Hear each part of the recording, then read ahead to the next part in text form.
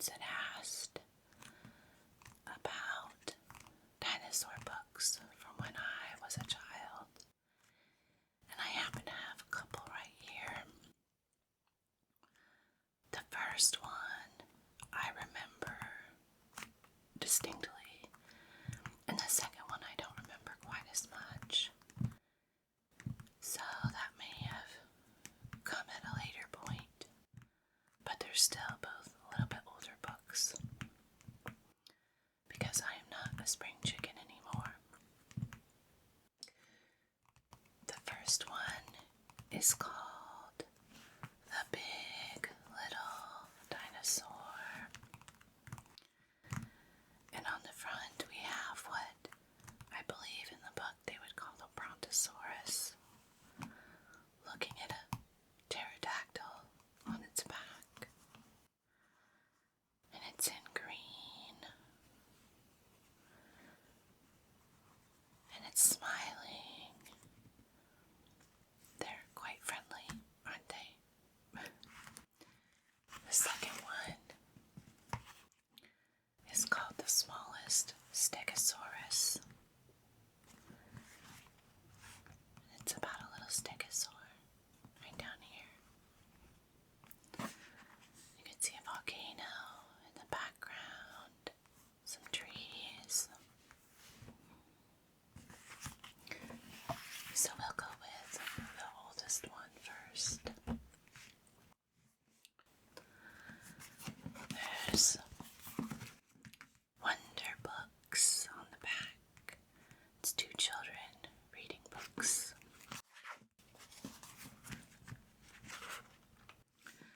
And it was 79 cents. So we have The Big Little Dinosaur, story by Darlene Geis, pictures by Bob Jones.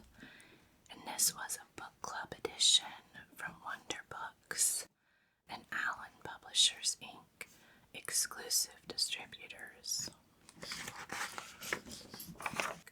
1981 was this printing. However, this book was written originally in 1959 by Wonder Books, and it was printed in the U.S. by Grosset and Dunlap. So our cast of prehistoric animals is: the word dinosaur means terrible lizard. The dinosaurs were huge animals who lived on Earth more than 100 million years ago. You will meet 3 dinosaurs and one other prehistoric animal in this story. Brontosaurus means thunder lizard. He was called that because the ground shook when he walked. Brontosaurus was a plant-eating dinosaur. He was 60 to 70 feet long and weighed about 80,000 pounds, which is more than the weight of 7 big elephants put together. Allosaurus was a meat-eating dinosaur, the mightiest hunter of his time. He was about 35 feet long. Pterodactyl, or wingfinger, was not a bird, although he was able to fly. Birds have feathers, and this animal had none. He was really a flying reptile, and his wings were made of skin stretched from one finger to his legs. He was a meat-eating reptile. Stegosaurus means armored lizard. He was a plant-eating dinosaur, but because of his thick armor-like hide and huge tail, he could protect himself against his meat-eating enemies. He was 15 to 20 feet in length. He had a very small head with a brain the size of a walnut.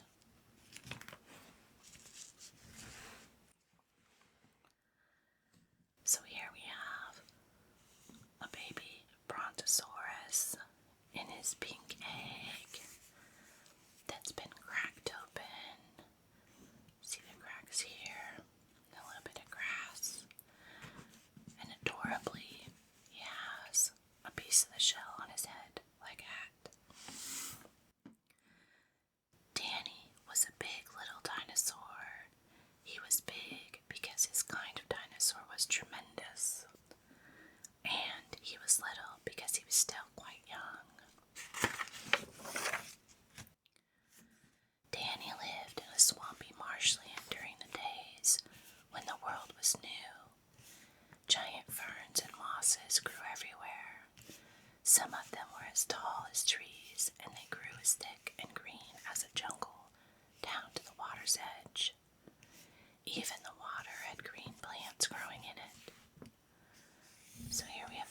water's edge. We have some plants growing there.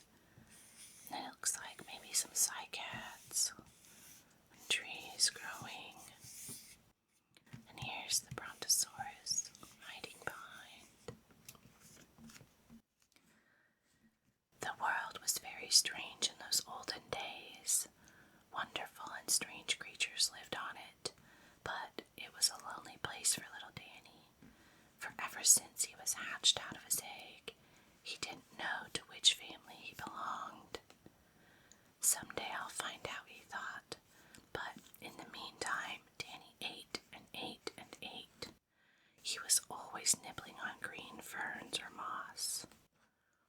So here's our blue Danny, and he's pulling on some vegetation, taking a little snack.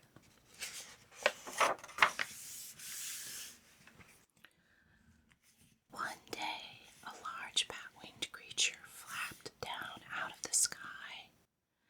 It folded its leathery wings and looked at Danny. "What's your name?" Danny asked. "Pterodactyl, the wing finger," the big flying creature answered. "Hello, Pterodactyl," said Danny. "Glad for the company. May I go along with you?" So here's Danny. He's looking up at this pterodactyl that's perched itself on top of this small tree. "You may if you can," the pterodactyl said with a sly grin.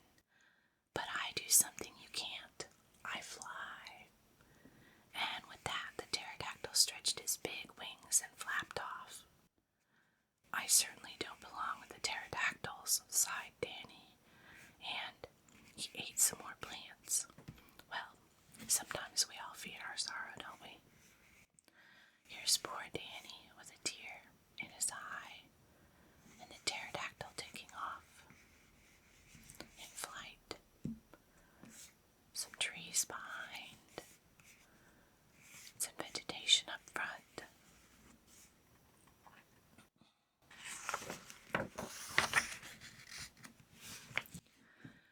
Suddenly, Danny heard a strange rattle and clatter nearby. Now what, he wondered, and then he saw an odd sight. Out of the undergrowth marched a dinosaur in armor. Curving up from its neck, over its high back, and down its long tail were 2 rows of sharp bony plates that rattled when the animal walked. And at the tip of that remarkable tail were 4 strong, sharp spikes. So here we have a sad-looking Danny. And we have some colorful plants here around, some trees in the background. And here we have a small dinosaur with plates on its back and some spikes on the end.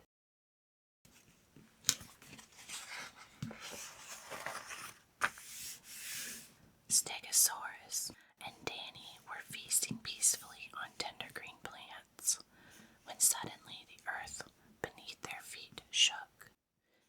There was a sound like the rumbling of thunder. What could it be? Danny was alarmed, but Stegosaurus went right on chewing. "It's Brontosaurus, the thunder lizard," he explained with his mouth full of leaves. "He's so heavy, it sounds like thunder when he walks." So Stegosaurus is just happily munching on some leaves.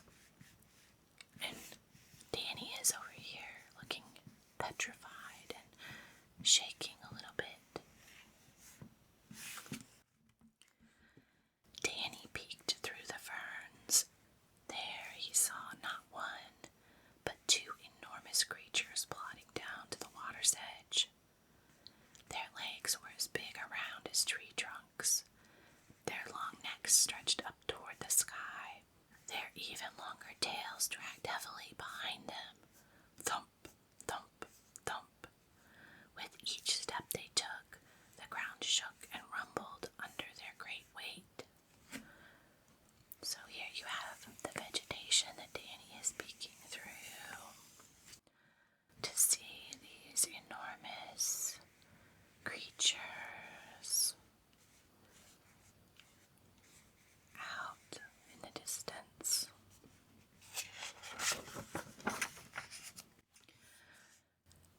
How frightening, thought Danny, but the huge dinosaurs were minding their own business. They kept moving slowly toward the water, stopping once in a while to snap off a green leaf. Their heads turned this way and that as they chewed, and their look was gentle. So here you have little smiling dinos, looking large but not menacing. Some trees behind them.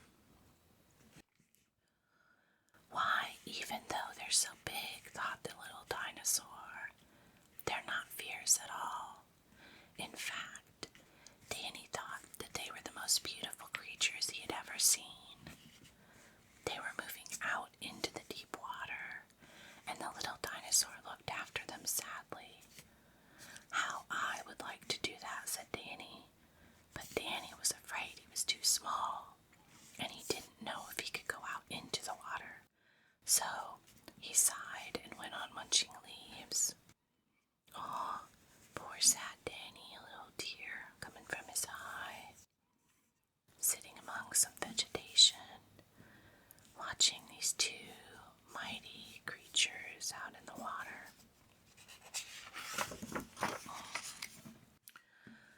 All at once there was a snorting and crashing in the underbrush. It sounded terrible. Goodness, what's that? Danny asked. But Stegosaurus was shifting his huge armored body around so that he stood between Danny and the bushes. Into the water, quick! It's Allosaurus, the giant meat eater, he declared, and you're his meat. And Danny says, oh no. Here's Stegosaurus, run, Danny, run. Got his tail up in the air, those big spikes ready to do battle. Danny asked no more questions. He moved into the water as fast as he could. The giant Allosaurus came leaping out of the underbrush with his huge jaws snapping. But Stegosaurus kept him from the water's edge. Whack, whack! A few mighty slaps with that spiked tail, and Allosaurus went limping back into the jungle to tend his wounds. Take that, you naughty Allosaurus. Although we know it was necessary, don't we? Here's Stegosaurus looking like, yeah, I got this. Take a look at those spikes there, Allosaurus.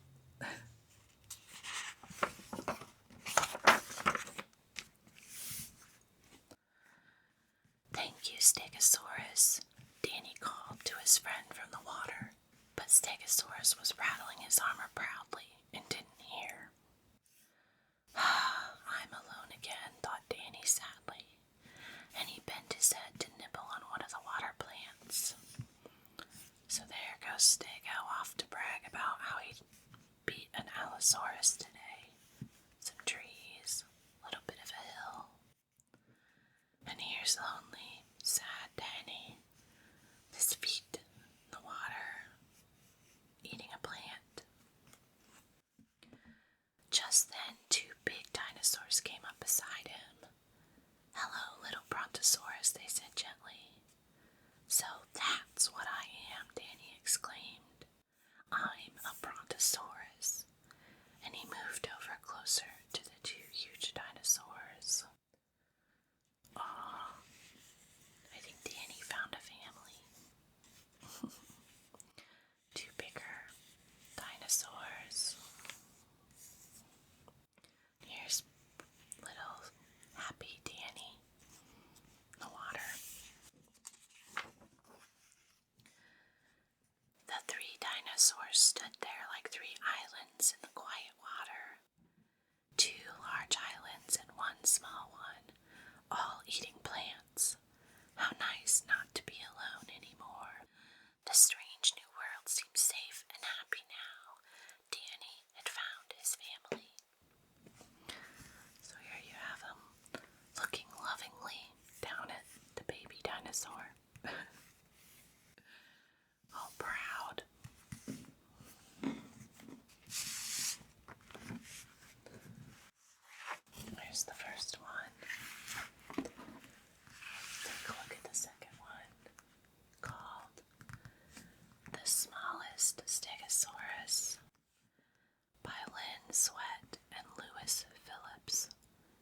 illustrated by Lynn Sweat. This is a scholastic book. A lot of you may be familiar with the school books by Scholastic. Remember, well, some of us remember we had fairs. Sometimes they would actually come in the school and set up books. And you'd have the book fair to go to buy some of these little books.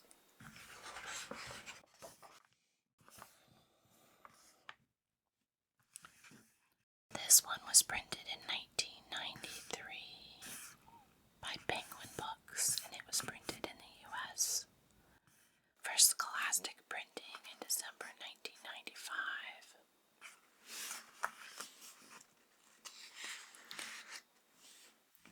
Dawn. It was the dawn of a new day 150 million years ago. There were no butterflies or flowers. There were no cats or dogs. There were no people then. Here we have some tall trees and a volcano that's smoking in the background. A pterodactyl flying in front of an orange sun. Some vegetation around a lake.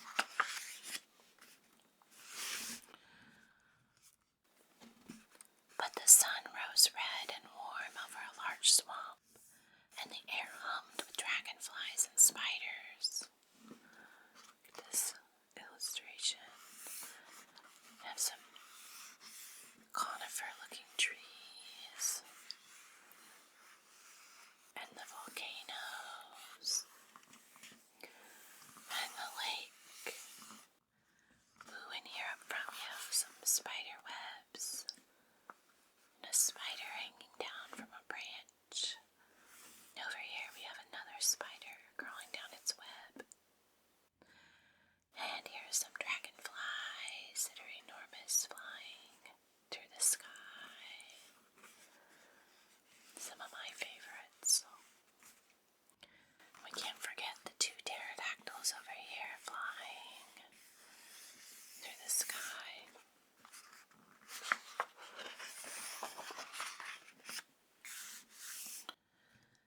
The mother and father Stegosaurus was nearly 20 feet long. Oh my goodness. Here they are with their beautiful armored plates on the back and their spikes on their tail. Eating some vegetation. Unfortunately, the smallest Stegosaurus was only a few feet long. He had not yet grown armor. He felt quite helpless in the big world. So here he is looking out at the water's edge. All kinds of vegetation and kind of rolling hills and a lake in front of these volcanoes and mountains. A couple of pterodactyls flying. He wanted to be big and strong. He wanted to protect his parents from their enemies, the dreadful Allosaurus and the terrifying Ceratosaurus. My goodness. I'm guessing this must be the Ceratosaurus. And this one, the Allosaurus.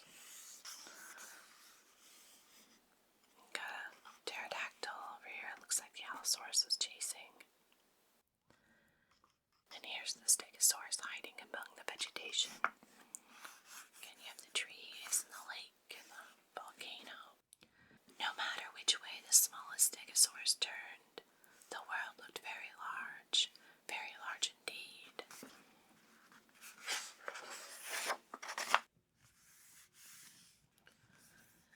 Down by the ocean, he watched strange fish. He wished he could swim like them.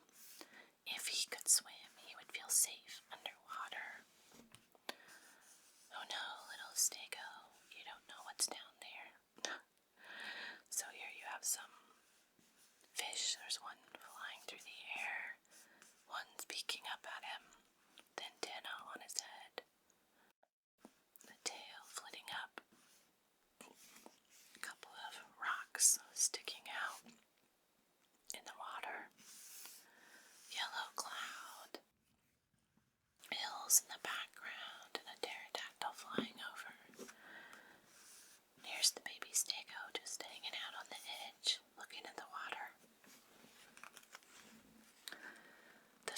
Stegosaurus looked into the water and saw the shadows of huge pterodactyls flying overhead. So here's the shadows as he's looking in the water. The big pterodactyls who would probably love to come down and just pick him up and fly him away for dinner.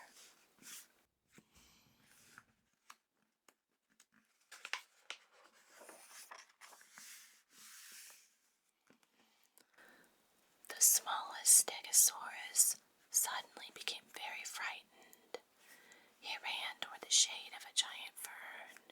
Because he was so tiny, he was able to hide easily.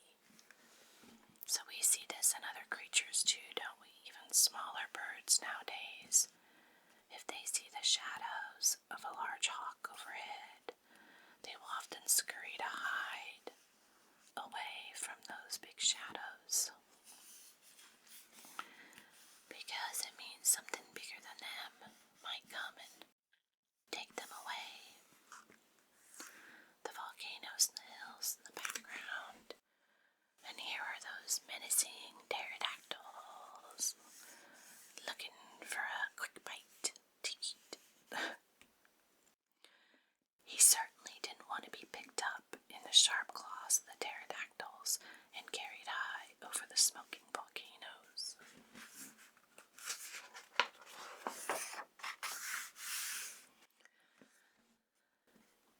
The smallest Stegosaurus was having his lunch of leaves and twigs. He looked up just in time to see a great foot coming toward him. Oh no! A poor little Stego. He's like, I'm about to be crushed. He's dropping the leaves out of his mouth. And here's a giant foot above him, seemingly unaware he's down there. The foot belonged to an Allosaurus. Here he is again. And here's the full picture of the giant foot, the Allosaurus. It must have a thing for chasing the pterodactyls.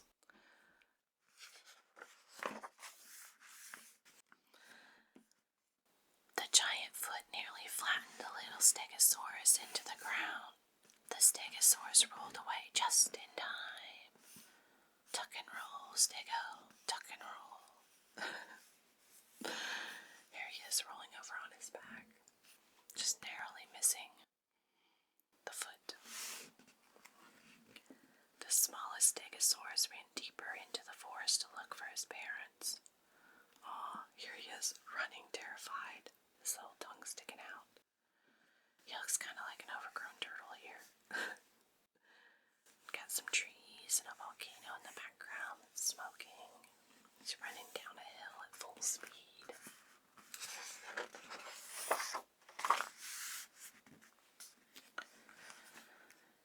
He found them guarding a large egg which they had buried in the sand. Here's the parents. Here's their mound that they buried their egg in. And here's the poor littlest Stegosaurus looking around going, oh my goodness, you're not going to believe what happened to me.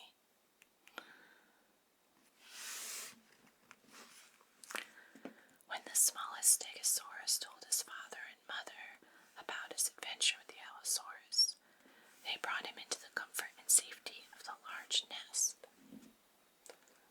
So here he is, sitting on the giant nest that they just buried their egg in. Here they are, comforting him and surrounding him so he'll feel safe. As he sits on the nest.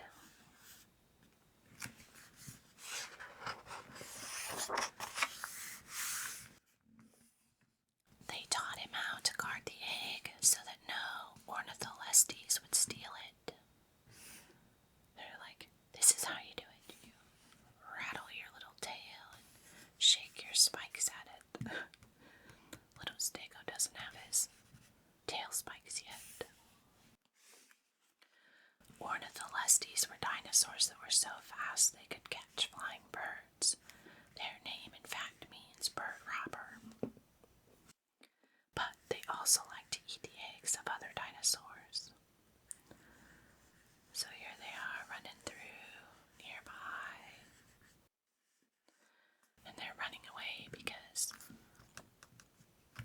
Stegosaurus is shaking its tail spikes at him.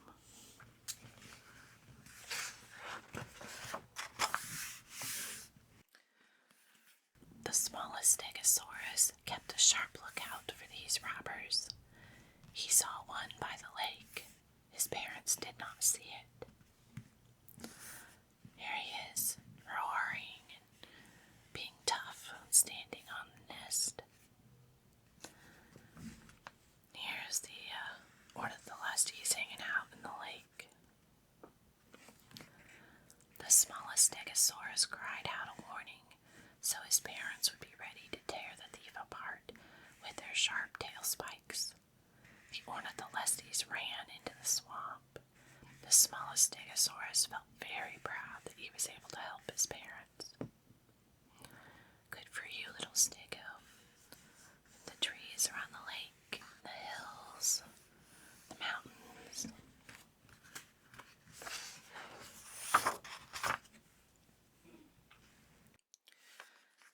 And then one day the egg hatched. The shell cracked open and out came a brand new Stegosaurus, a tiny Stegosaurus. Oh, so here we have another little Stego. This egg that's been cracked open on the nest. A big dragonfly coming to say hello to the new baby. Some ferns. The Stegosaurus now had a baby sister who was much smaller than he was. Guess what? You're a big brother, Stego.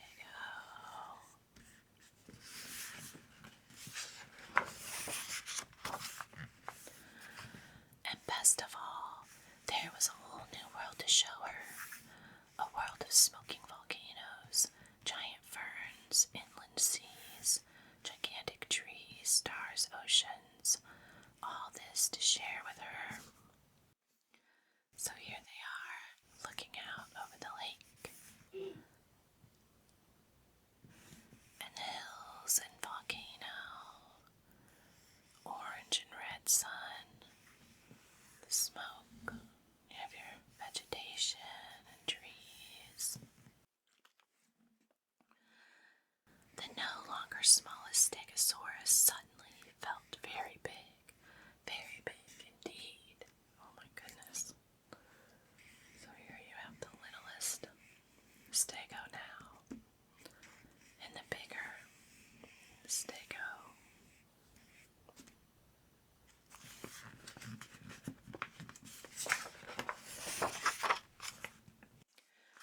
And all this happened in a time before there were butterflies or flowers, before there were cats and dogs, before there were people, when there were dinosaurs.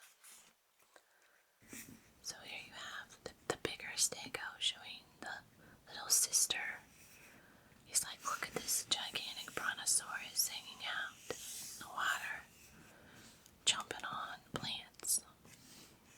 The volcano in the background, the hills and the conifers, and the giant dragonflies.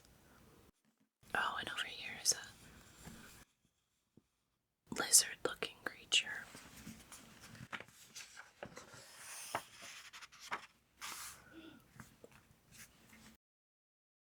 A note for parents and teachers. Stegosaurus means bladed lizard. These dinosaurs were so named because of the 2 rows of large bony plates that were arranged along their backs. The plates made the Stegosaurus, which usually measured between 20 and 30 feet long, and about 11 feet tall at the hips, appear larger, hence more frightening to its enemies. Some contemporary scientists speculate, however, that the plates were used to control the Stegosaurus's body temperature. Wind flowed around the plates and cooled the Stegosaurus's blood. Stegosaurus, which roamed North America some 150 million years ago, were plant eaters, not flesh eaters, and they were probably neither very aggressive nor very smart. Although the adult stegosaurus with back legs more than twice as long as its front ones was as big as an Asian elephant. Its brain weighed less than 2 ounces and was no bigger than a walnut or a golf ball. 4 long spikes at the end of its tail, approximately 100 very sharp teeth, and the pointed plates along its back were probably its best defense against the dreadful Allosaurus and the terrifying Ceratosaurus. Using its 10-foot long tail, the Stegosaurus could whip the spikes